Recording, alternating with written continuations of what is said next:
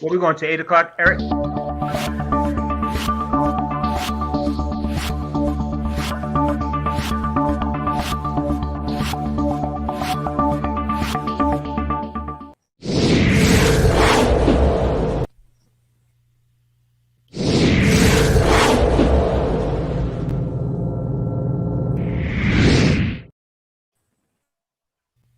Hello, everybody. I'm Eric J. Chambers coming to you from Southern California, and this is The Cut Chronicles right here on Facebook Live and also YouTube Live. For those of you who do not know, many years ago, I was one of the men who was in the United States Navy, served on board the USS Belleau Wood. In fact, I'm originally from the city that Care forgot, New Orleans, Louisiana, but my ticket to Southern California was the United States Navy, and it was perhaps in fact, it was the best decision that I've ever made from the business standpoint. And while on board the Belleau Wood from 1982 until 1985, those were the years I was on board. I did a couple of Westpacks, and then as a part of that, being a radioman, I had a chance to meet some really incredible men and from various different departments on board the Belleau Wood. And then, in fact, my television career also began on board that ship, so I'm grateful for that as well. And I'm grateful to be able to still be, after all of these years, doing what I do. And at this time, though, what I would like to do as we commemorate Veterans Day, which is coming up in just a couple of days, I want to introduce you to some of the guys who are a part of the USS Belleau Wood from back in the day, my shipmates. And they are Mr. Christopher Miller, we got Mr. Houston Hatchett, Nadar Saladin, Lucius McCall, and then we have Aman Jabari. We also call him Harpski from back in the day. And so first of all, I'm going to give everybody an opportunity to speak and introduce themselves and talk about what positions that you had on board the USS Belleau Wood. Beginning, how about we start with you, Lucius McCall?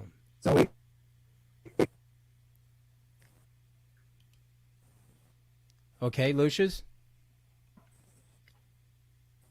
Okay, look like we are having an issue with him right now, with his audio. And so let's try Houston Hatchett. How about you? Houston Hatchett, why don't you introduce yourself? You want my name and rank and serial number? Okay, there's Lucius. I tell you what, Lucius, let us come back to you because your video is still frozen right now. So Houston Hatchett, why don't you introduce yourself, buddy? Tell us what you did on the Belleau Wood, what you're doing now, where you're located. Hi, I'm Houston, and I reported on board Belleau Wood January '82, and I left in June of '85. I was an OS. I went from being OSSR to OS3, and did a 3-month stint in radio and 3 months in the mess decks. A couple Westpacks. That's where I actually the mess decks. The first Westpac, not mess decks, but my first Westpac, I was stationed or TAD to radio, and that's where we first met. And now, while I spent 20 years in the Navy, I retired in 2002, and I am living in Nashville. I'm originally from Canton, Ohio. I'm living in Nashville, and I am an applications analyst at Nashville General Hospital. Okay, well, wonderful. USS Belleau Wood, of course, you were OS once again, as you said. Right now, why don't we go to Nadar Saladin? It looks like he's got a solid reception there. Saladin, tell us, buddy, your position when you were on board the ship. When did you serve on the ship, and what are you doing now, and where are you now? All right. When I first joined the Navy, I started out as an Airedale, but I developed a fear of flights because at that time, about a year prior to that, I was in high school and we were out playing flag football. And that was the time when that PSA 182, I think, had went down. And some people witnessed it, but I saw it after the puff of smoke came in. And turned around, it turned out that some of the people, I think a couple of teachers and some other people at the school had relatives on that plane. And they closed school out that day. And I never forget that day. But when I joined the Navy, I took the test and they said I qualified to be an Airedale. So, oh, my camera is freezing up.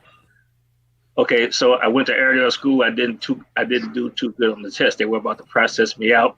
I told them, I explained why is that, I thought that once I graduate for boot camp, I would be flying planes, and I just didn't have a desire to be on planes for that reason. So they converted me from an airman to a seaman. So that's when I came to the Belleau Wood. Came in as an ICFN, stayed in deck for about 4 years, and I crossed rates to I-Seaman. Then I was I-Seaman on the Belleau Wood for about another 2 years. And then from there, I went to ICA school, USS Acadia, from the USS Acadia with the shore duty up at Moffett Field, which Lucius probably remembers. And after that, I went to the USS Reed. But I'd like to tell a story. On the USS Acadia, that was the time when the USS Stark was hit with 2 Exocet missiles. Oh, I 35 sailors died. Mm-hmm. He went over and did the repair work, and guess who was in there helping to build? We had to rebuild the ship, had to rebuild the screw, all the IC gear, all of that. So I was a part of that, and it was just kind of, in a way, traumatizing for me. But it was a good experience. And from the Acadia, went to the USS Duluth, USS Reed, and retired on the Valley Forge. Okay, and where are you now? Are you still in San Diego? Yeah, I'm still in San Diego, and I work at the VA hospital. I'm an electronics mechanic now at the VA hospital. Okay, wonderful. So, Chris, Okay, well, wonderful. Chris Miller, why don't you give us, tell us a little bit about your history on the Belleau Wood and where you are now and what did you do back in the day?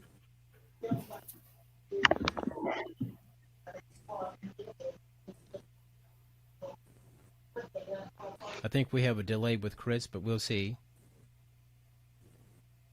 Can you hear you? Can you hear me, Eric? I can. Okay. Okay, we'll come back to Chris. Okay, Lucius, I have it? Let's go back to you again. Introduce yourself just briefly and what you did on the Belleau Wood and what you're doing now. Okay. Go ahead. So L.J. McCall came on the Belleau Wood 1982. No, 84. I'm sorry, 84. My first ship was USS Parsons, and ironically, that was decommissioned. And in the story, you're going to see a trend here. Every ship I was on was decommissioned. So first on the USS Parsons, when I was decommissioned, I got shipped to the Belleau Wood. Came on as a MM, I think it was a third class, I think, when I came on board, if I'm not mistaken. And in the engine room, that's where I started at, in the engine room. I hated the engine room. That's how I got to know Saladin so much, because electrician, right? What were you Saladin? I seaman. But we work with the electricians. Okay, I see. Yeah. But I was all over the ship. I used to work with electricians a lot. Yeah, and so from engine room, started working auxiliary, CNR. So I got to travel all over the ship. And that's when I met Eric. I think I met you when my first day on the ship, I think, if I'm not mistaken. Yeah, in Somalia. My first 1 or 2 days on the ship. Okay. All right. Well, thank you for your story. How about you, Harpski? Can you hear us? Yeah, can you hear me? Yeah. Yes, I can. So tell us what you did on board the USS Belleau Wood and what are you doing now? Okay, well, man, I think, first of all, let me say this, man. I think it's awesome, man, that, that you can spearhead this gathering, Eric, and go back down memory lane, man, because there's so many things, as young men during that time, we didn't know. And now longevity has given us a chance to see life. And so what I'm doing at the present, man, I'm actually working on my book. I'm writing a book, and it's basically, about my life experiences. And of course, the Belleau Wood has a lot to do with it. But before I do, let me just go back and say that I was, of course, a Radium 3 on board the Belleau Wood from 1980 to 1984. I chose to get out before the third deployment. Went back to New Orleans. I got married. I got three boys, 2 twin boys. My oldest son, Andre, Dante, and Rashad. They live in Key West. They run their own company, their own business. And I'm doing the community activist things. What I'm doing, man. That's where my heart's at. In the community. I've always been consciously aware of who I am, what I want, and I'm just spending the latter parts of my life doing that. I was talking about this book, The Gospel in the Game. I'm hoping to have it out, next year about this time. But like anything, it takes time. But I've been having a great time, and I actually work in the city of New Orleans. As Director of Community Affairs during Hurricane Katrina. I was actually blessed to be able to lend a helping hand to Mayor Nagin during the time before he got in trouble. And I'm just having a great time in life, man, just enjoying who I am, what I am, and where I am, And I thank you, Eric, for spearheading this event, man. I'm really impressed to be here. Well, I'm excited having you guys on board. And Harp Ski was... He was really the biggest influence in my Navy career on board the USS Belleau Wood. In fact, the rebel and the that I've become, even from the political standpoint, really I owe a lot of that to Harp Ski, because when I first joined, I was kind of like a shy guy, and but he was the guy who showed me the ropes, and basically that helped to give me that confidence to do a lot of things that I still do to this day. And I still remember at least a part of your poem, "Hey, black man, you living in that strange and foreign land, tell me your secret. What is your plan?" And I still have it on tape. So those were some fun days that we shared back then. And man, it's just good to see Harp Ski again for the first time in eons. It seems. I remember him as well, being a strong voice in radio. I was there 3 months, and he made an influence on me as well. That's awesome. And again, of course, you were originally an OS. I didn't know that they sent OSs to radio for TAU. They did at the time. Okay. Okay, let's talk about some of our experiences, some of our fondest experiences in the military, and specifically on board the USS Belleau Wood.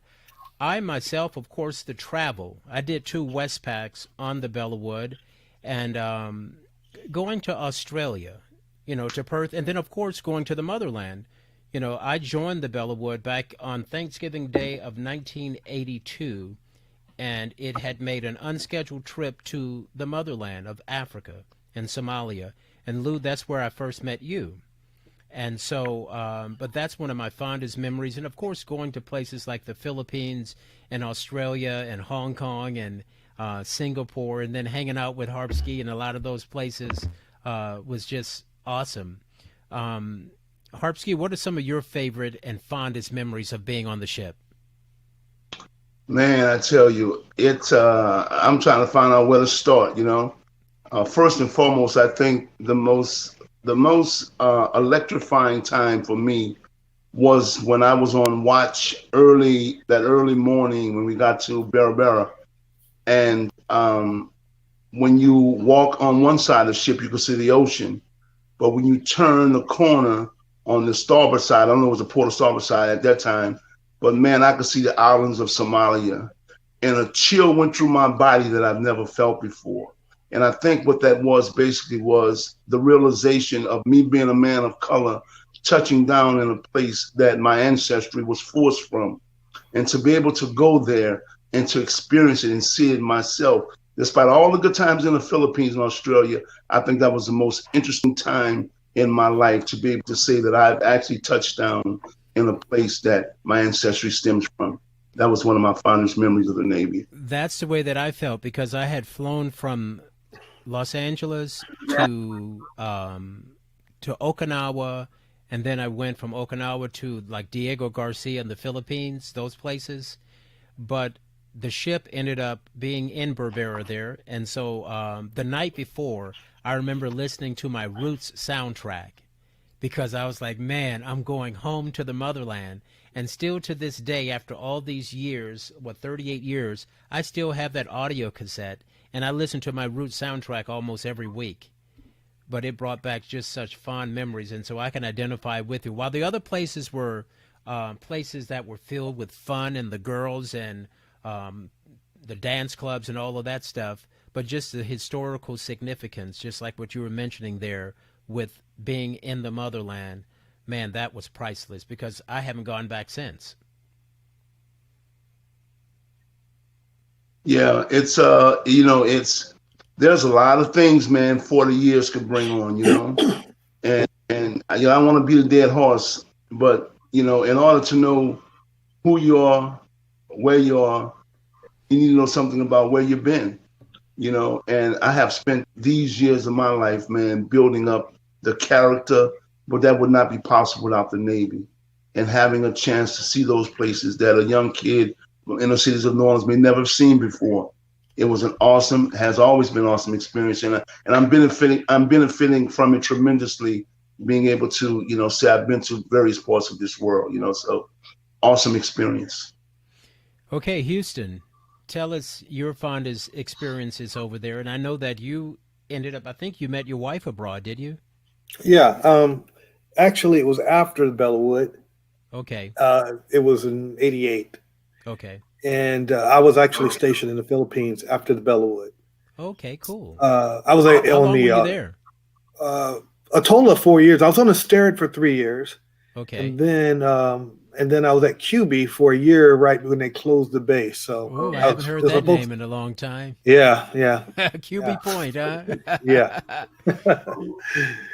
I don't, if I had to pick out one thing, I don't know. I know I felt special when we went to Somalia. I know I felt, it was something different, something special. But I more remember the people on the Belleau Wood. That leaves me with a lot of good memories.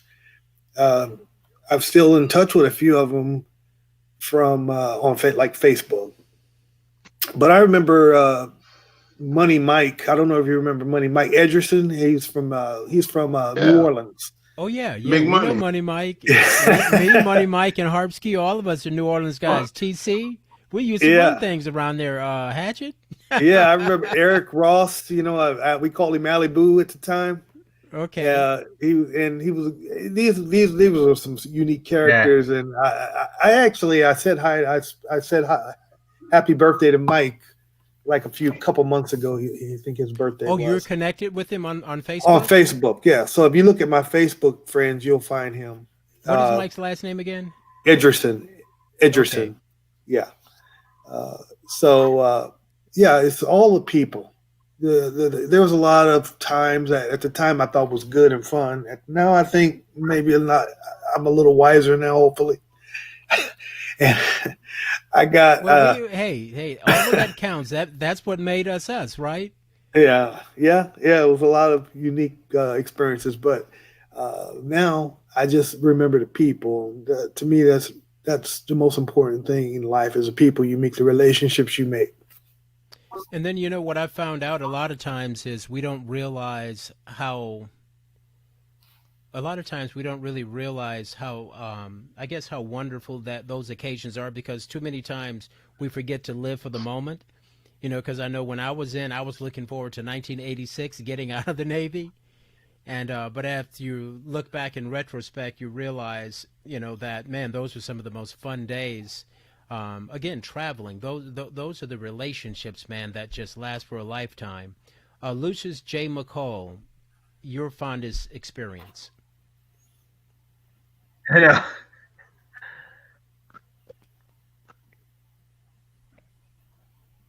you there? Okay, we got a technical issue with him. So how about Saladin? Why don't you tell me your fondest experience abroad on board the USS Belleau Wood? Okay, one of my fondest experiences was when me, you, Lucas, did that video. Travel. I know. Is he talking? Enjoyed about Belleau Wood. Yeah, go ahead. It was like a moving city. Okay, Lou, hold on just a minute. Go ahead, Saladin. Yeah, I don't know if y'all heard, but one of the most cherished times was when you, Big Al, and Lucius did that video. Uh-huh. And can you hear me? Can you guys hear me? Yeah, we're right in a conversation right now. Okay. You can hear me though, right? Yes, yes. Go ahead, finish your story. Yeah, and man, I missed the boxing smokers that we had, the bingo nights.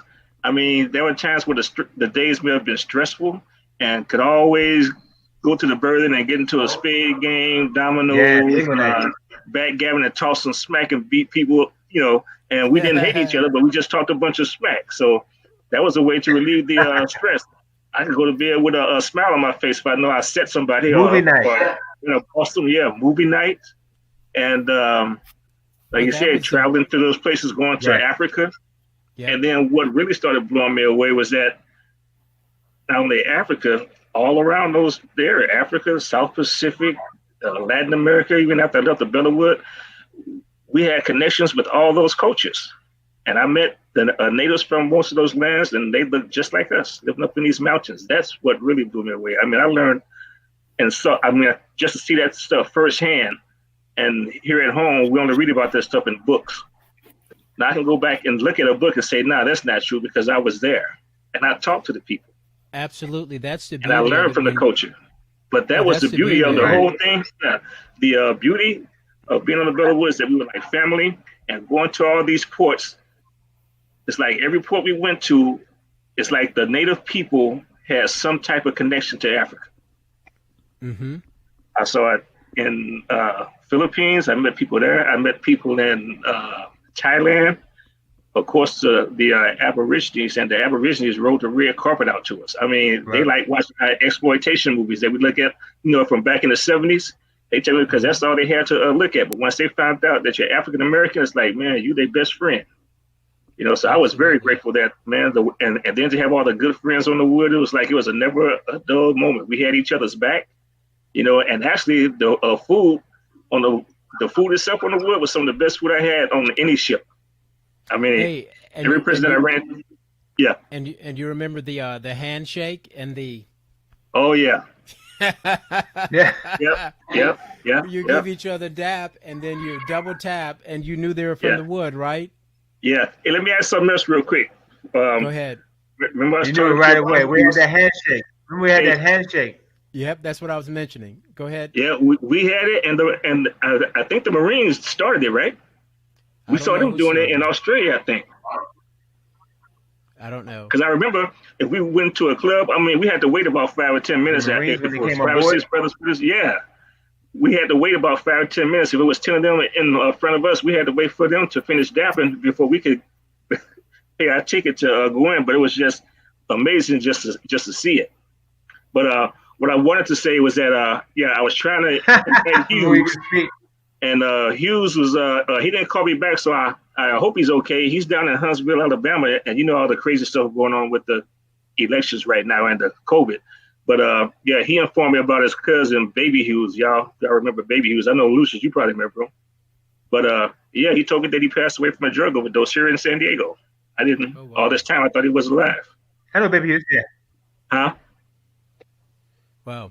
Okay, Lucius, how about you? Let's see if we still have you. Wow. Why don't you give us your story? You broke up earlier, but tell us now.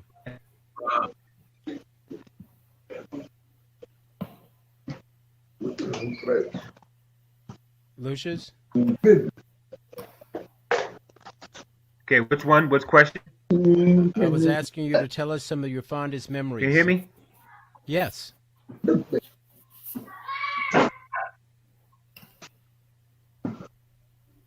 Can you hear us? Is it working? I can hear you. I can hear you. Yeah, go ahead. Tell us some of your fondest memories. Okay, what's the question? Fondest memories. I love the traveling, man. I love the Westpacks. I love the Westpac. I hated to being at sea all day. Fondest memories for Belleau Wood. Right? Can you hear me? Yeah. Go ahead. Tell us. Okay. Yeah. It was the Westpacks. I love the traveling. I love the fact that we had everything we needed on the ship, and everybody knew everybody, and we all treated each other like brothers. That was the best part of Belleau Wood I like. That's before I stayed in Belleau. I was almost on Belleau for 4.5 years, and I loved it. I love the West Packs. I love the traveling. It was the best part for me. Okay. Just a few minutes ago, Saladin mentioned the video that you and I actually, we were all a part of it, and that was Freak Show. Remember that? Freak Show. Let me see if I can pull the video up here. Yeah, that's it in the background. And but those were some fun days there. Yes. Let me see something here. No, I'm still trying to figure out this system here, but that's us in the background there from our Freak Show day back in the day. And I actually had the video ready, but it was the file was too big and it refused to upload. So we're instead back here. But that's Lou in the back on the left, and there's Saladin, there's me, and there's Big Al. Remember Big Al? And so that's the way it was. So as far as life after the Navy for you guys, with us being veterans and Veterans Day coming up, do you guys feel that we are getting our fair share as veterans? Do you think that from the respect standpoint or even the benefit standpoint, what do you guys think of that? Harpski, in fact, you're working in the industry, so why don't you tell me, what do you think? Well, first and foremost, man, there's a whole lot of things that's wrong, especially as you get a chance to grow older and you have your own life experiences. You look at a country, but there should be more emphasis placed on people who make sacrifices to better this place. And I don't see that happening across the board. I don't have a problem, in getting some things from the VA. And I think that's based upon how well I take care of myself, I'm an avid tennis player. I've been playing for 30 years. I try to stay healthy because that's the key to it. Regardless of what anybody else is able to do for you, it's going to be based on what you're able to do for yourself. But overall, to answer the question, the military could do better, especially for its veterans, because without us, there is no peace. I tell them all the time, while you were sleeping, resting your head, I was sailing the Indian Ocean, That's yeah. Right. So don't give me no trouble. Don't give me any problems. I've actually served. And I let that be known because during the time of the Cold War, man, we saw the Russian bears flying over the Belleau Wood and things like that. But it's something we can't take for granted. And I think all of America should appreciate veterans and what they've contributed to this country and its safety and its well-being. Absolutely. And in fact, one of my only regret that I have in the military is when my grandfather died back in 1984. We were out in the middle of the Indian Ocean, 2 days away from Australia. And so as much as I loved Australia, but the thing about it is because we were nowhere near land, I couldn't go to his funeral. And he was the most influential male person in my life. And I remember sitting on the side of his house in Slidell. We were sitting there on the backside of the house watching the train go by, and I remember telling him, "Granddaddy, one day I'm going to be on radio," and right now this is what, my 28th or 26th year with my Jaspel radio show, and I've been on radio for almost 30 years. So that's one of the things that I wish that he could have been here to see. But nevertheless, like I said, when he died in 1984, that's where we were, out in the middle of the Indian Ocean. And so how about you, Hatchet? What do you think from the veteran standpoint? What could they do better for us veterans here in this country? Well, for me, I feel that I've gotten a good share of what I could have gotten out of the military, but I know that there's a lot of veterans that kind of fell through the cracks that you see on the streets. Or addicted.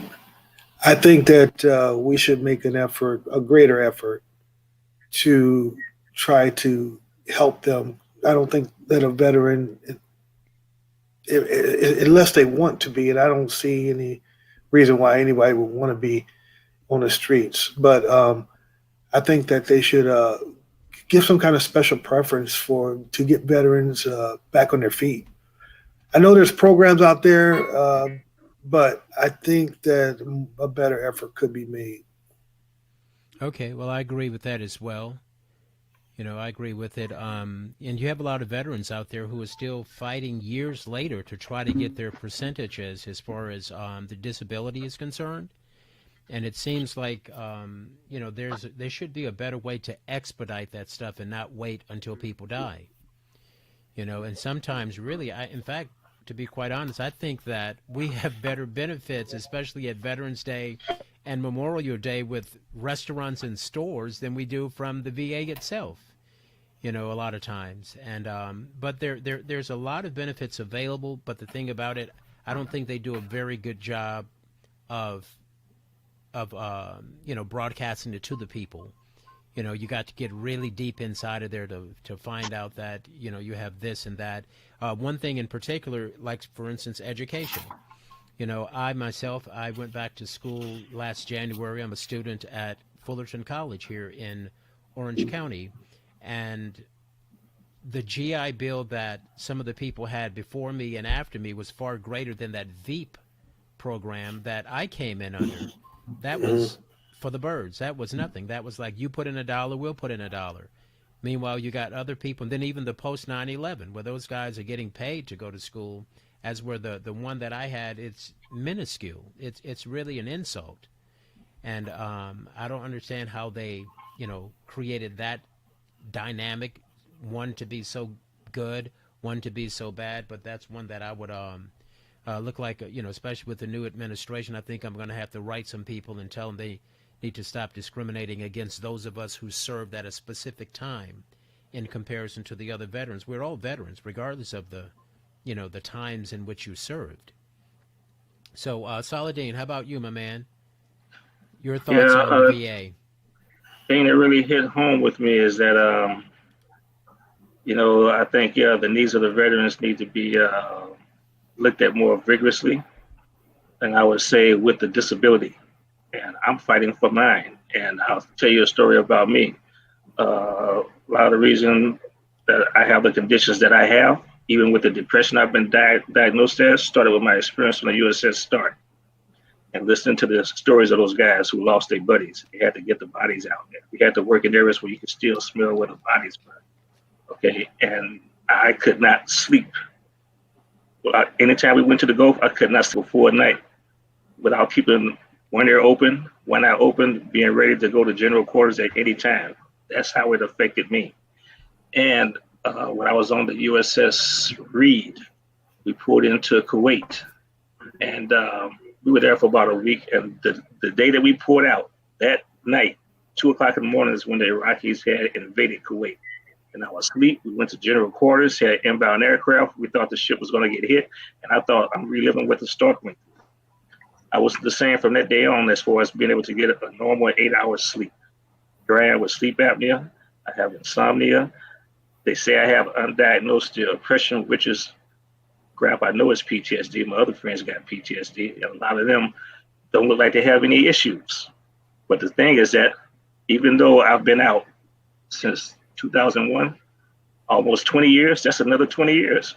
I'm still fighting for my benefits. And not one time have I got to sit down with anybody to tell them this.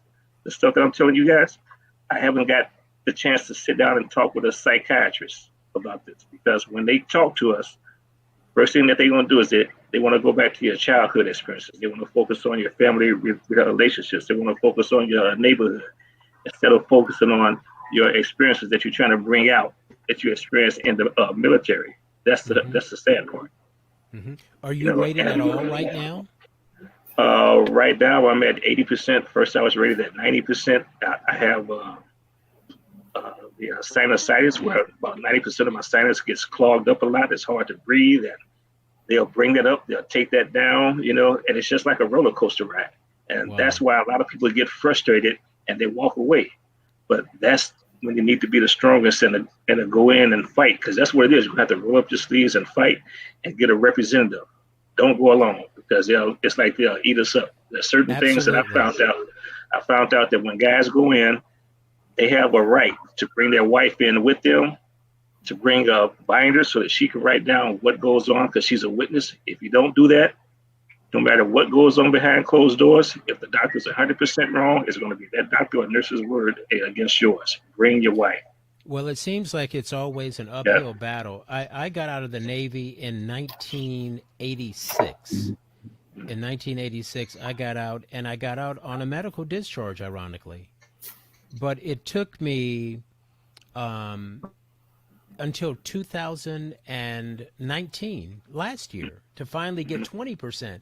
I was out. I had a 0% rating from the get-go, and it was recommended in, I think, November or December of 1985 that I get at least 10%. And so I've been denied over and over and over. And I remember one time when I was trying to get help through the veterans organizations, man, it took me 169 calls to finally get the help that I needed.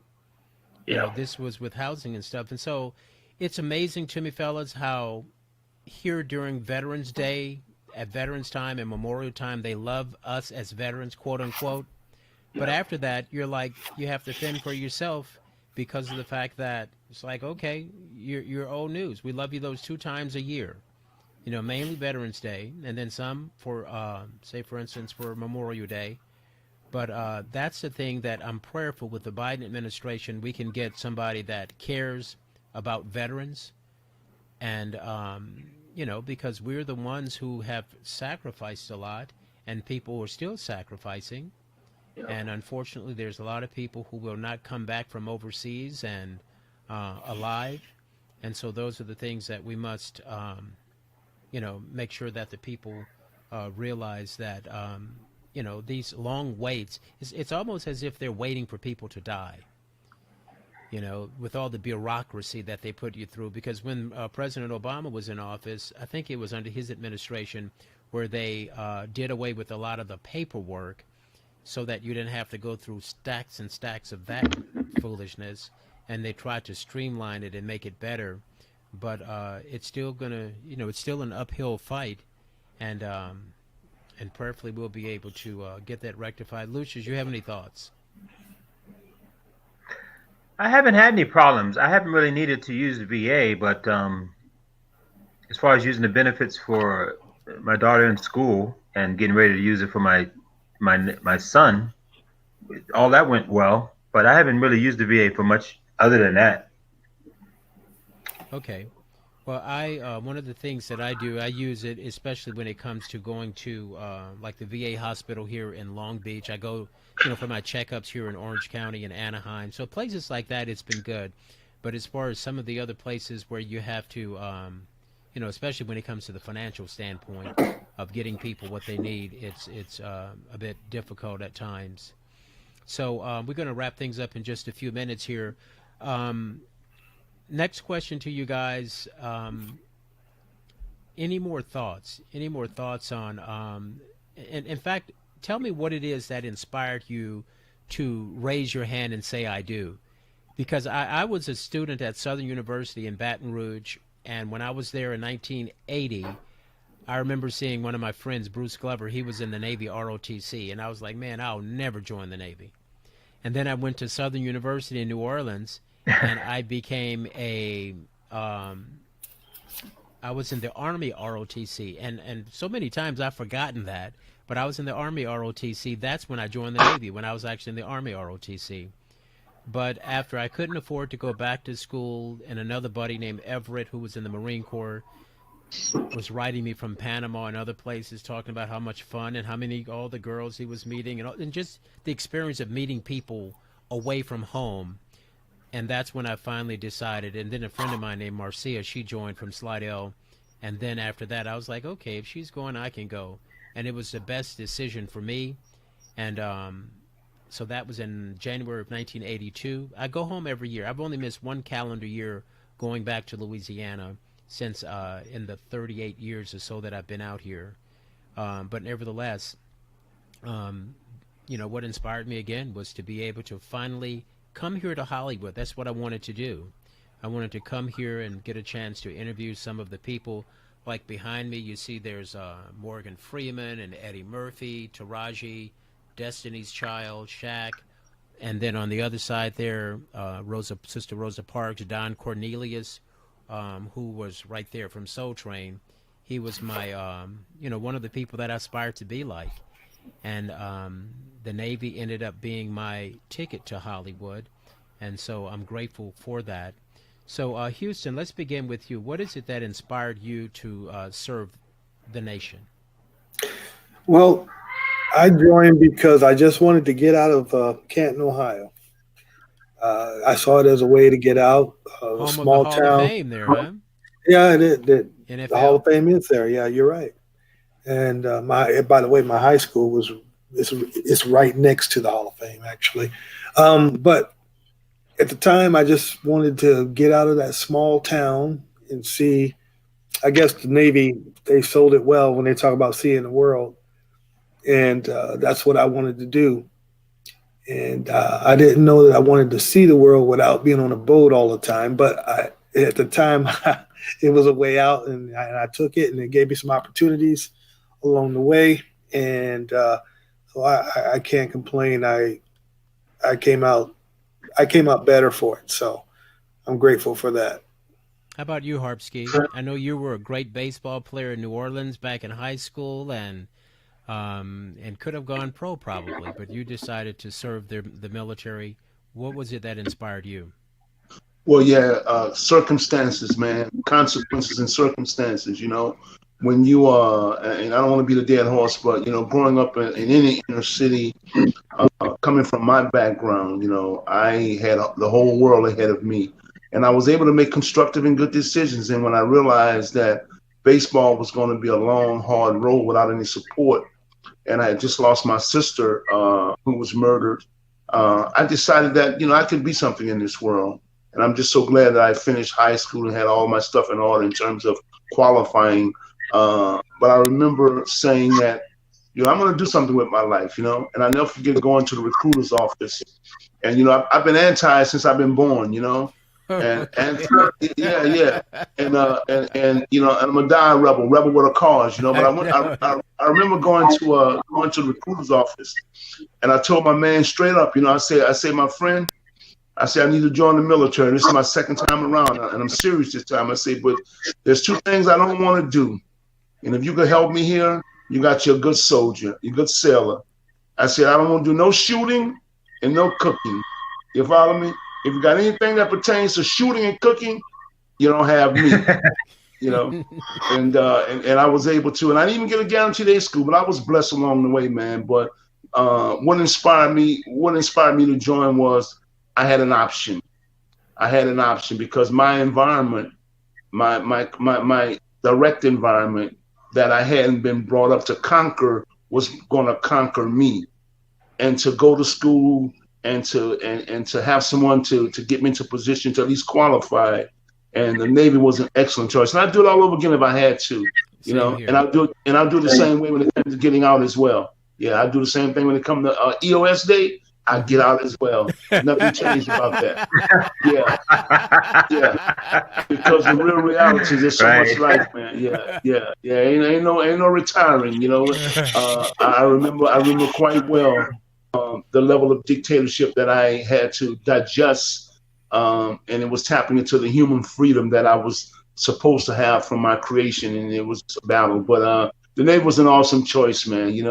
It was. It has shaped me for greater things, as I proceed forward. I just started living, man. It ain't time to die. It's time to live, man. I just started living, Yeah. Well, that's awesome. My story. Okay. How about you, Saladin?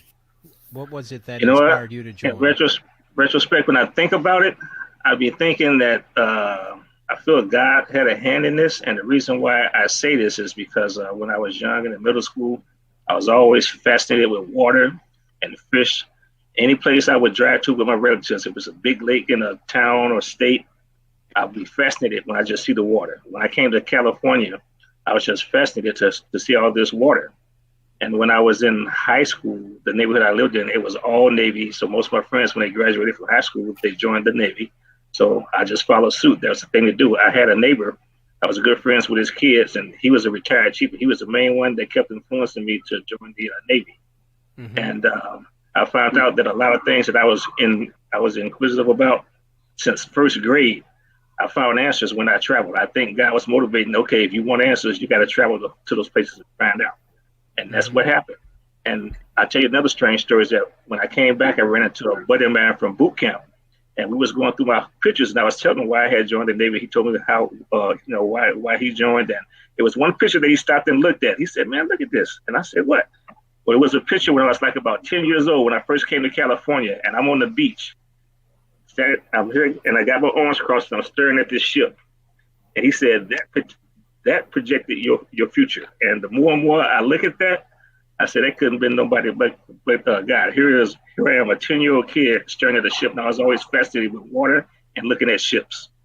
Now here I am, I'm retired, joined the Navy, retired. I'm actually pretty good, doing pretty good now. So hey, I think God had a hand in my future from day one. Well, that's awesome. I traveled, I met coaches, and there's nothing better than that for me. For those of you just joining us, I'm Eric J. Chambers. This is the Cut Chronicles, and we are having a conversation here, Tales from the Wood. All of the guys, including myself, all served on board the USS Belleau Wood, LHA-3, which was decommissioned in October of 2006. And I was blessed to be one of those who was invited to come to it. In fact, what I actually did is I put together a trailer. The trailer, if you go to BellowwoodDeparting.com, I thought I had the thing here. I'll put it up in just a moment. But if you go to BellowwoodDeparting.com, you get a chance to see the trailer as I'm planning on developing that. Me and my man Lucius McCall were there, and it was just amazing to me at that event. I didn't know how emotional it was going to be, but what happened is I thought about a lot of different things over the life of my time being on the ship. I proposed to my wife, Veretta. I proposed to her on board that ship in my dungarees back in 1984. And ironically, it was 2 years ago today. She died, but nevertheless, some fond memories of being there. But I proposed to her in radio on that ship. And of course, the news that my grandfather died, and then my television career, it began on board that ship. So there's a lot of fond memories, some bittersweet, and that I had there. And Harpsky, as you were talking about your EAOS, if I would have been a journalist in the Navy, I was a radioman and a Morse code operator and everything, just like you. But had I been a journalist in the Navy, they might still need to kick me out by now because I love doing what I do. And but I was a radioman, and after that, it was like I'm going to do 4 and hit the door. But if I would have been able to get into the field, that radioman field was more wide open than as a journalist, and especially even for black folk as a journalist. I don't think I ever met one black JO when I was in the Navy. And so that was a difficult thing because sometimes they had some of the positions that were just not afforded us, that they were afforded other people. So that's one of the things. Anybody else that I missed with this question? Did I already ask you, Lucius, about what inspired you? In fact, no, I didn't. No, but mine is easy. I knew in high school I was swimming, and I had just got a bronze medal for the 100-yard breaststroke, and I got a couple of offers from college for a scholarship, and I knew I just didn't want to go to school right away. I just didn't want to. I wanted to do something else. I wanted to travel first, get that stuff out of the way, and I thought a friend of mine, my best friend, older brother, went into the Navy, and he came home on leave. He had on his uniform, and he told me all about the Navy. He sold me on it. I said, I'm going. He told me about the traveling, education, health benefits, all those things. I said, I'm going in. And that's when I signed myself up. Well, I signed up throughout school, my high school. But that's why I in Jersey City, New Jersey, correct? Jersey City, New Jersey. Yep. Never forget it. And was it not true that you became the first black person ever to letter in swimming in New Jersey? Yeah, at my high school. Yeah, prior to that, there was no swimmers. Hardly no swimmers. We were the bad news bears of the swimming. Okay. We were horrible. We never won a swim meet. In 4 years, we never won one meet. Not one. I won a lot of my races, And my last year, I knew I wanted to get I wanted the medal, and I was ranked number 17, and I had to come in third place to get a bronze, and I ended up getting third place for a bronze medal. But yeah, we were horrible. We were horrible. Okay, and Baby Hatchet, for those of you who are just joining us, you hear me refer to him as Baby Hatchet. Usually, if there are two people on the ship with the same last name, the one with the older one he had the birthright to the name, and the younger one was Baby. So there was Baby Hughes, there was Baby Hatchet here, and the name just happens to have stuck. And then, of course, with Harp Ski, he was Harp Ski the Ski Scour. Too sweet to be sour. Those were the days, man. Those were the days, brother. Those were the days. They gave me Mac because it's my last name. What was your name on the? What was your nickname, Eric? Cowboy. You called me Cowboy. That's right. I called you Cowboy because remember I used to wear a cowboy hat all the time. And you're right. And cowboy hats, and you had the cowboy boots. Yep, and I was a big cowboy fan, and just like when we were in the Freak Show video, I had my cowboy hat and my boots on. So, and I was a cowboy fan back in the day. So, and you have a copy of that video digital? I have to digitize it. I found the video, but I haven't digitized it yet. And next time we get together, I'll have that. Because remember, we just came up with this. I just came up with this idea late last night. And we had a couple other guys who were supposed to be here. Fernando Nieves. You know, Fernando from Ponce, Puerto Rico. He's down in Houston, Texas. And then we had Chris Miller on earlier, but he had a poor connection. But he did inbox me on Facebook saying that it was great to see everybody, if only for the short time. And he says to give everybody his best, and everybody looks great. And but that's what this was about, you know, just getting a chance to reconnect with some of the fellas. Because of COVID, organizations like this, StreamYard, they've become very popular. Zoom, they've all become very popular, and it's been connecting people. So that's been one of the great positives that has come out of this pandemic. And speaking of that, has anybody here lost anybody from the pandemic? Has anybody had to deal with COVID? I know personally I've lost about 6 relatives that I know of. And then I have other people that I know of who have lost some, including a buddy here in Orange County I ran into last week. And he told me that his brother died over the summer. And I got a friend who lost a sister and her dad. So this thing is no joke. Yeah.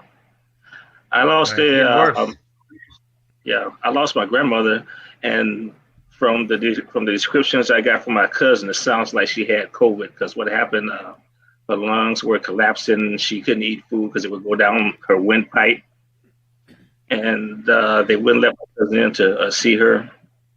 And I think she had COVID, based on what they said. But there's a coworker that I knew too. It was like one Tuesday night I saw him, and normally when you go by somebody that you know, you would say, "How's it going?" or shake hands. Well, that time when I saw him, you know, he looked right through me and just kept walking. So I think at that time he was having some kind of problem. Next thing I know, a week later, they said that he's on a respirator. Then several days after that, he passed. So it wasn't no more than about a week and a half. Wow. And now my uncle back. How old was he? Home, he was probably about close to our age, about 55, 56. Okay. And I got an uncle now who's a pastor back at home, who tested positive. Where's your hometown? East St. Louis, Illinois. Okay. And my mom got kind of mad at him because unfortunately he figured that he was protected or ordained, that he's not going to catch this, and turn out he got positive. And there's a lot of people who thought that they were covered by the blood of the Lamb, and they got it. Yeah. You know, God gave us all, 5 senses as well. Yeah. And you have a lot of people who are trying God when they need to be trying on a mask. Yeah. That's what I do, because you have to believe the scientists, contrary to what Trump and anybody else says. When you see across the globe what has worked for New Zealand, what has worked for Canada, what has worked for even Madagascar, places like that, is people wearing a mask. And it significantly reduces your chances of getting it. Doesn't say that you won't get it, but you leave yourself so susceptible by just going out there and not protecting yourself to some degree. That's like the Monday Night Football game tonight. The Jets were playing the New England Patriots. Imagine playing quarterback with no helmet on. And that's what people are doing. They're basically playing without a helmet, and I choose to wear mine, and that's in the form of a face mask. In fact, I have a nice VA mask that I have. And that's the thing that saddened me, brother, is that if this was the flu, would nobody have any problems wearing a mask? But I think people just caught up into drinking this political Kool-Aid, and they're defying science. What science is telling them, that's what's so sad. It's like we all took science back in middle school and high school, and some things can't be contradicted if it's scientific proof. Absolutely. And I can't understand that for the life of me, yeah. Okay, as we wrap up here in the next couple of minutes, let's talk about family right now. Let's talk about, children. Are you guys married? What's the deal? I know I have a daughter. Her name is Erica Noel, and she made 18 in May, and she's a freshman at Cal State Fullerton, and she's going to go on to USC, University of Southern California, this time next year. And ironically, that was my school of choice when I was just a young kid growing up in Louisiana. And so my daughter's going to get that opportunity. And Houston, baby Hatchet, tell us, how about you? What about you and your family? Been married for 32 years, had 5 kids, 4 are still living. My eldest daughter works with me at the hospital. She's a director of population health, and I have a son, 29, or he's actually 30 now. My daughter's 31, my eldest. I have a son that's 30, and he's an engineer in the Nashville area. I have a middle daughter. She's 26. She's living in Seattle, just got married. She's applying for law school for different West Coast universities. And my baby girl is 17, and she's a senior in high school. Okay, and then how about Herbski? How about you? If I'm not mistaken, did you have twins? Yeah. I've been blessed with 3 sons, man. My oldest son's Andre. He's doing his thing in Fort Lauderdale, Florida, whatever that might be. That's another show there. But brother Dante and Rashad are my twin sons. They both are entrepreneurs. Dante runs a fitness company. If you get a chance to log into flexkeywest.com. Yeah, they run I've seen a fitness, stuff. yeah, he's doing a great job. A fitness operation. And of course his brother Rashad, he's in the fitness and mixed martial arts as well. But what I want to state basically in terms of children is I'm truly blessed, never having had a brother and born, 2 sisters, me, oldest and only boy. I just think it's a blessing to have a manifestation of myself and my children. In other words, there's going to be some troublemaking for years to come. Stand by. There will be troublemaking for years to come. I know that's right. Because the spirit that we need, especially as Black men in this country, is to give our children an opportunity to do the things we haven't had a chance to do. And I'm just so proud of the fact that all of my sacrifices, regardless of where I'm at economically, I see my offspring. Of course, I have a grandson, brother Zion. Nice. So we rocking and rolling down here, man. How old is he? Zion's 6 years old. He's playing the guitar. He's playing the guitar now. And I'm just grateful and blessed, man, that I've been strong. So therefore, my offspring can be strong as well. Awesome. How about you, Lucius? Tell us about your family. 2 amazing kids, man. I put a lot of time and effort into raising, I think, probably some really, really great kids. Son, Jaden, 15, sophomore in high school, A student. He's following the reins of his sister. She was an 8th student all through high school. And now she's her 2nd year in UCLA. And she's doing really well. So I'm really happy. Couldn't be more happy with my children, more proud of them. That's awesome. And I remember when both of them were born. How about you, Saladin? I just have one son. He's 26 years old now. I was married just once, so I've been single for a while. So I still have things that I want to accomplish before I decide to get married again. Son is here in San Diego. He's living pretty decent now. He was born when I was still at active duty. So when I was on being an IC, and that's a seed growing rate. So I spent a lot of time on the deployments. I had about 8 or 9 Westpacks in my career. Really? So a lot of times I wasn't here to be that role that my son needed me to be. So when I came back home, I had to deal with things. He's a good kid, but disciplined in school and stuff. And I worked hard with him. He loved playing football. Got him in Pop Warner and stuff. Played at Madison, was a star at Madison. Had a chance for a full scholarship. Played just like Junior Seau. But things didn't turn out. So I'm still working with him to get things together. Because turnout, I had some counseling with him. Turn out, my son had schizophrenia. So whatever happened, maybe some things happened at the time in my absence. So I'm working with that. What you're saying here, those are some of the sacrifices that people don't understand. Yeah. When they see that, yes, there are military that are abroad, but they don't realize the fact that when they're abroad, that you're leaving your wife behind, you're leaving your children behind, and not just for a couple of months, for almost a year at a time, if not longer. And you got some kids who have a tendency to rebel against a parent. They don't understand that you're making a sacrifice not only for the country, but for them, so that they could lead a better life than you did. And so that's one aspect I think that people have a tendency to overlook, that part of the sacrifice. When I was in the Navy, I was not married. When I was on the ships, I should say. And when I was on the USS Belleau Wood, and then I got a swap. I got traded from the Belleau Wood to the USS Truxtun. And I was on the Truxtun for only like 2 or 3 months at the time. And the reason I got traded is because, I requested the swap, and also because I had just gotten married, and the ship was about to go. You didn't want to go on that Westpac. No, I didn't mind the Westpac. No, but what happened is the ship was about to go to Bremerton, Washington. And as a Bremerton, Washington, you bailed on us. I just was not ready to leave my young wife, and for months at a time, and so those are sacrifices that, again, people make all the time. And when they're out on Westpac, and I think the Westpacs are even longer now, and then on top of that, with COVID, there are little to hardly any ports of call. So you're floating around out in the Strait of Hormuz or in the Indian Ocean or the Tigris Sea, out there, 60, 70, 80 days at a time until you have to go near a port so that you can replenish.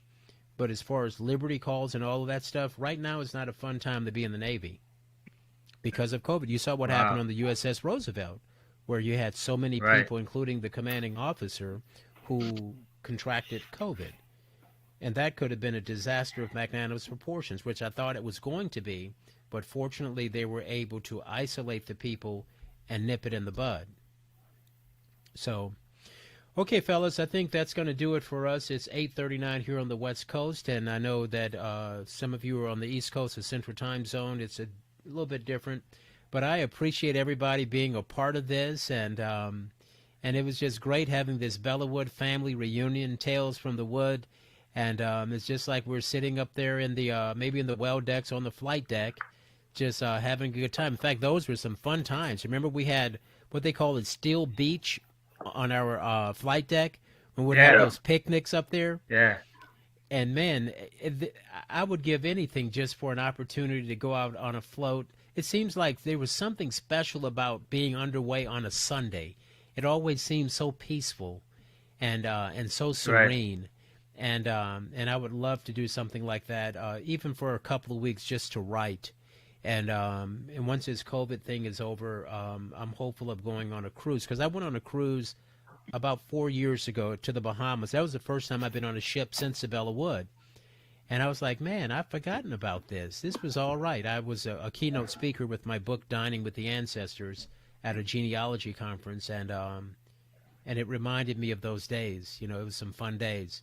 Okay, I'm going to give everybody some parting shots here, 30 seconds or a minute, whatever you want, with parting words here. And again, it's been a beautiful opportunity to see all the faces once again, and especially those I hadn't seen since. Well, two things for me. I hope we do something like this again.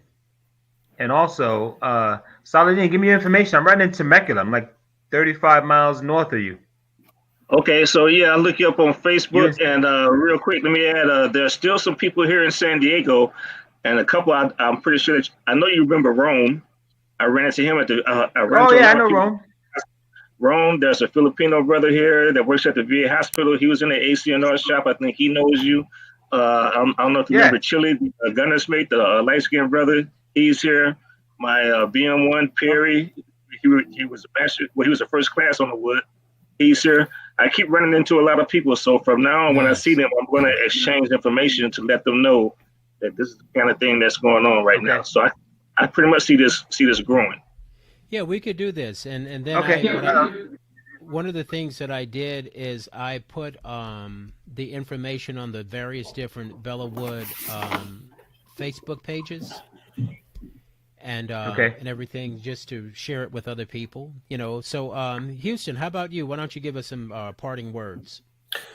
Well, it was really nice to have this today, and this is really one of the best parts of being in the military. Like I said before, the people that you meet, and even after all these years, everyone on this call, I remember, some better than others, but it was really good to see everybody.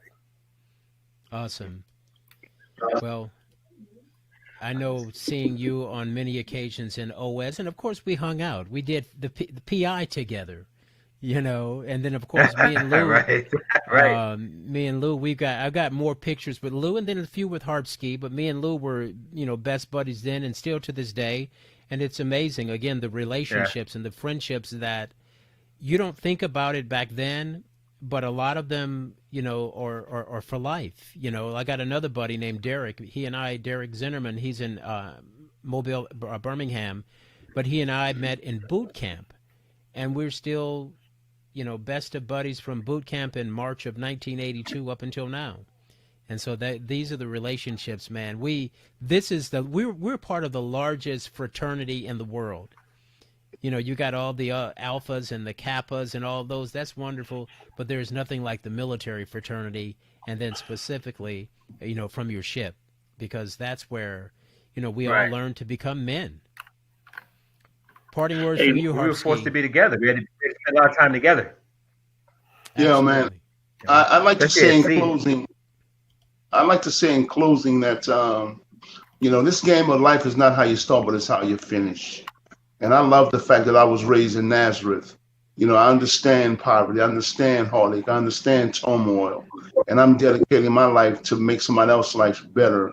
And I love the fact that I had a chance to travel the world at the expense of the taxpayers.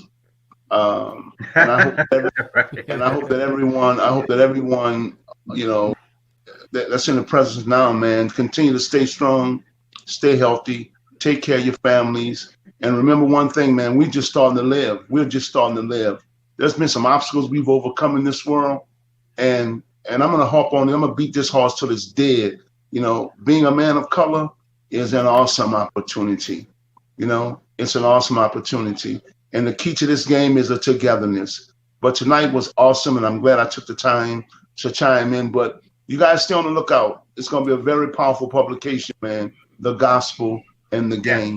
Awesome. By show of hands, how many of you guys still fold your clothes the same way and make up your bed? And okay. Not all the time, but sometimes. A lot of space. What was that question, Eric? I said, who still fold their clothes? How many of you guys still fold your clothes, make up your bed the same way like you did in the military? I still do, because it makes sense. I can compartmentalize everything. And so those are the things that I still hold on to. And so everything from T-shirts to underwear to socks to shirt, everything, I still do it because it made sense on the Belleau Wood, especially when you're living in a ship with a little bit of where your closet was underneath your, it was your rack. You had to get under it, kind of like the hood of a car. Absolutely. Right. Hey, Lucius, a couple of quick other things real quick. Just want to say two other people I'd like to mention, who I never forgot, was when we got that Captain Henry Chase. For the rest of my career, I've met no better leader than when we had Captain Chase. He was a cool captain. HB Chase. Y'all remember him? Yep. Oh, no, when I joined the Belleau Wood, yeah, Captain and Chase. After him, and after him was a Captain Donovan. And I'm gonna tell you a story about Captain Donovan. When I was stationed at Moffett Field, I was going back to San Diego, and I got my orders, and I saw his signature. So the way that it was signed, it was like somebody wanted me to see that name, and it said Vice Admiral Donovan. I was saying, wait a minute, that's the captain on my ship. I remember him. Yeah. True story here.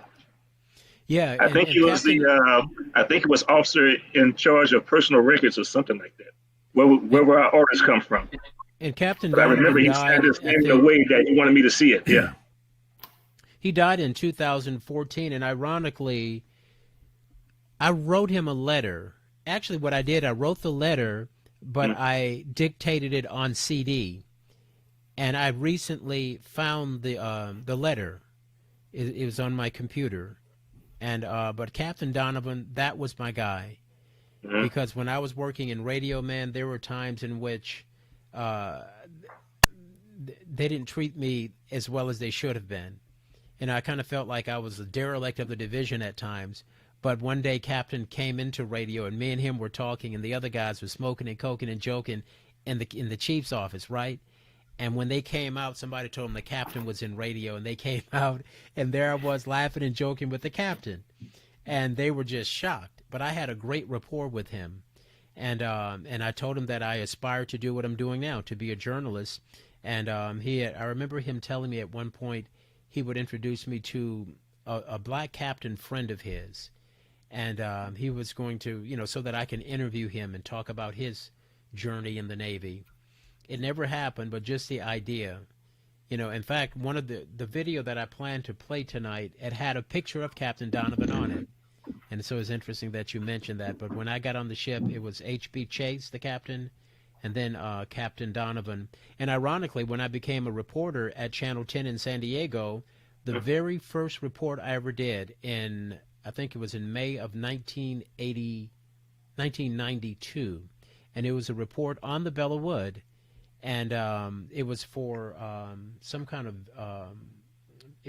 veteran event that was going on, and it was on board the Belleau Wood. So look at the irony of that. My first report, general assignment report, was there.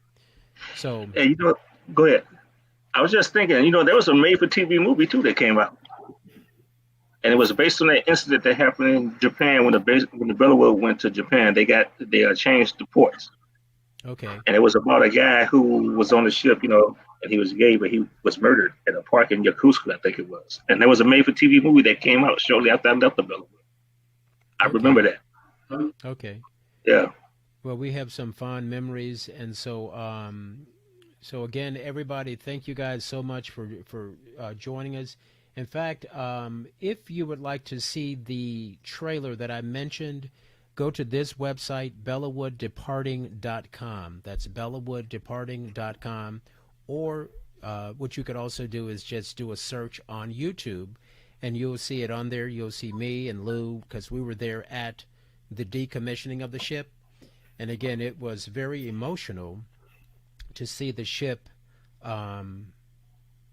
to see it decommissioned, because like I said, there were so many memories that just came across my mind, 1,000 memories, the wonderful relationships that we had over the years, the places that we've gone. That was our ticket around the world.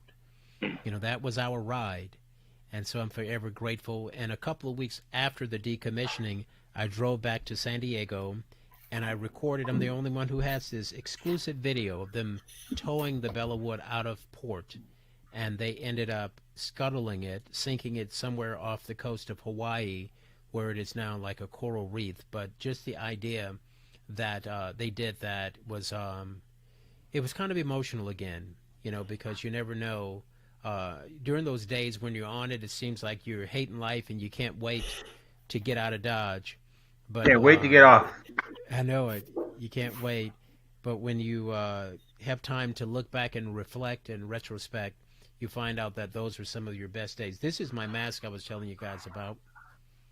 So I got this from the VA at the VA store in Long Beach recently, so that's what I do to represent. And so for this Veterans Day coming up on Wednesday, I wish you guys a very pleasant Veterans Day, and all of the veterans, those who are watching, and then also to the merchants, we thank them because they really do an amazing job. Applebee's, Denny's, Chili's, they all do such an amazing job. And there's a place here in North Orange County called Avalon Bagels to Burgers, and I go there every year, and they just pour on the love with the veterans. And it's also nice, just being in the midst of other veterans. Usually we usually wear our hats. Like this hat right here, I got this captain's hat from the captain, the last captain, Captain Ford. The last captain of the Belleau Wood was a black man. When we were on board, you couldn't even fathom that idea. But I think the last two captains on board were black men on the Belleau Wood, and Captain Ford gave me this, and then he also gave me a whole nice love. Even this coffee mug here. He gave me this, wow. And I got a pen and other stuff. He knew that I was a journalist, and I planned to do this documentary and everything, and it was a blessing. And unfortunately, Captain Ford died about 4 or 5 years ago. And when I discovered that, it was heartbreaking. And but I do have the interview with him that me and Lou did with him. But just to be able to see how things had changed over the years and progressed to the point where, a black man, 2 black captains commanded that ship, including the final captain on that ship was a black man. I was blessed knowing that. So, okay. Houston, Brian Hatchett, baby Hatchett. Harpsky had to apparently go, or he lost his connection. Lucius J. McCall, Fernando Nieves, we were unable to get him on board. Nadar Saladin. Next time we do this, I'll be able to plan in advance and have the videos ready to roll in and all of that stuff, and so we all can get a chuckle and just have a nice time just commemorating the times that we spent on board the USS Belleau Wood. And once again, Belleau Wood Departing is the website if you'd like to see the trailer that I created. And so, but it's been wonderful seeing everybody, and I wish you guys the very best, okay? All right. Yeah, so I look you up, Mac, on Facebook, man. And then you guys, okay. I'll tell you what, for those of you who, Hatchet, inbox me your number. Mm-hmm. And Saladin, I have a number for you, but I don't know if I remember Hatchet, accurate. Yeah. Inbox it to me, and I'll get it to Lou for you. And then we'll do it that way. Yeah. And so, hey, again, I'm still on a mission to find Alan, too, man. Big Al. I know it. I don't know. Me and Big Al, I haven't seen or heard from Big Al since 1988. That's well, you know what? When I talked to Hughes, he think that Alan had contacted him, but that was like a few years back. But he haven't heard nothing from him since. And the last time I knew Big Al was in the Virginia area, somewhere in the DC Virginia area, and I knew he was originally from North Carolina. And then we had another shipmate named Barry Ship. He was a radioman. And I remember Ship. To tell Harpsky this, but Ship was murdered in 2007. Wow. At his barber shop down in Pensacola, Florida. I talked to his wife a couple of months ago. Yeah. And I had reached out to her, and I had seen a post online, and somebody had mentioned it, and I was like, "Is it true?" And it turned out that it was true. He was in his barber shop, and some guys knew that he had some money in there, and it was someone that, I don't know if they knew him, but they knew someone who worked there. And as a result, it was a struggle that ensued. And for years, it was an unsolved mystery. And then finally, the assailant, the person who murdered him, his ex-girlfriend, it weighed heavily on her spirit, and she finally let the authorities know. This was like a couple of years ago, 2 or 3 years ago. And she finally testified and said, yeah, it was him. And so they were able to prosecute him, but, robbed him, for money. And there was a battle, and he ended up getting shot. And they also found some of his DNA in Ship's fingernails, under his fingers. So that's how they were able to also identify who it was. And the guy also got shot. He got shot and he went to the hospital, but he wouldn't report what happened. And they finally put it all together, and that's how it was. So you just never know. I don't know how many shipmates we've lost over the years. And, Yeah. Just like with high school, every year with a high school reunion, like that song by the Winans, millions didn't make it, but I was one of the ones who did. So I thank God for that. I'll be 58 in December, and everything is going well. But for those who are not with us, I remember them as well, including our buddy Barry Shipp. He was in my wedding when me and Beretta got married. He was one of I the still guys got some of those pictures, man. Okay. I remember Ship. Okay. Yeah. Yeah. I think I sent one to you before, but I can send those to you. Okay. Those were some fun times back And I remember then. Ship because I remember playing some pickup games with you guys over at what they call the new gym still. Some people still call it that. At Balboa? Over at 32nd Street. Oh, okay. Remember we go over there and play the pickup games? Oh, Yeah, yeah. I remember they built that. I remember they built that, yeah. Yeah. Oh, yeah. Yeah. Okay, man. Once again, everybody, thank you so much for tuning in. I'm Eric J. Chambers. This is the Cut Chronicles. And again, this is our Veterans Day special, the Tales from the Hood from the USS Belleau Wood. And if you want more information about the Cut, you could always go to thecutnetwork.com. That's thecutnetwork.com. And you can learn more and more about what I am doing. And also, I have a radio show that I want you guys to check out.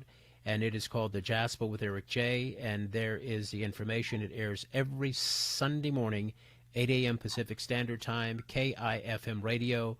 This is my 26th year with my Jasper radio program.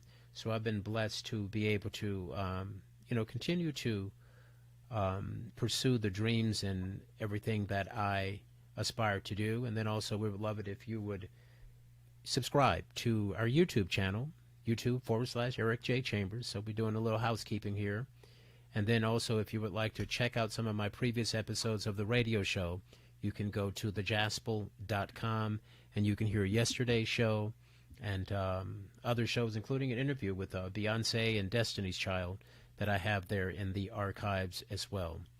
So again, Houston Hatchett, Nadar Saladin, Lucius J. McCall, thank you guys for being a part of the program tonight. Yeah. And I look forward to seeing you guys again real soon. And I wish you all a very happy Veterans Day. Eric, one quick thing. I remember, I used to watch your show in San Diego on 98.1. I used to listen to it, and I always heard you say Eric J. But when I went to the internet and finally looked at your picture, I said, wait a minute, that's Chambers? And that's when I contacted you. I said, man, I used to listen to that all the time because I love the smooth jazz. It is and the beauty of it was that it's a gospel music with a smooth jazz twist to it. Right. That's why it's called Jaspel. Yeah. If you like jazz and gospel, you'll love the Jaspel. And, of course, I had my Jaspel television show that aired nationally on the Word Network for 9 years and 137 episodes from 2003 until 2012. And then for the last two out of the last 3 Christmas, I've had my Christmas TV specials, and I'm planning on doing one again this year. And I run them here in the L.A. market. So I live in the greater Los Angeles area and, red carpet reporting here in Hollywood. And so I got to figure out a creative way to do the Christmas episode this year, since it looks like there won't be a Hollywood Christmas parade because I usually anchor from there. But nevertheless, all these dreams and things that you're talking about, my man, they were manifested on board that USS Belleau Wood, and I'm so forever grateful. Okay, fellas, again, Eric J. Chambers here coming to you from Southern California. I'm bidding you and yours a very pleasant evening. All right, see you fellas, man.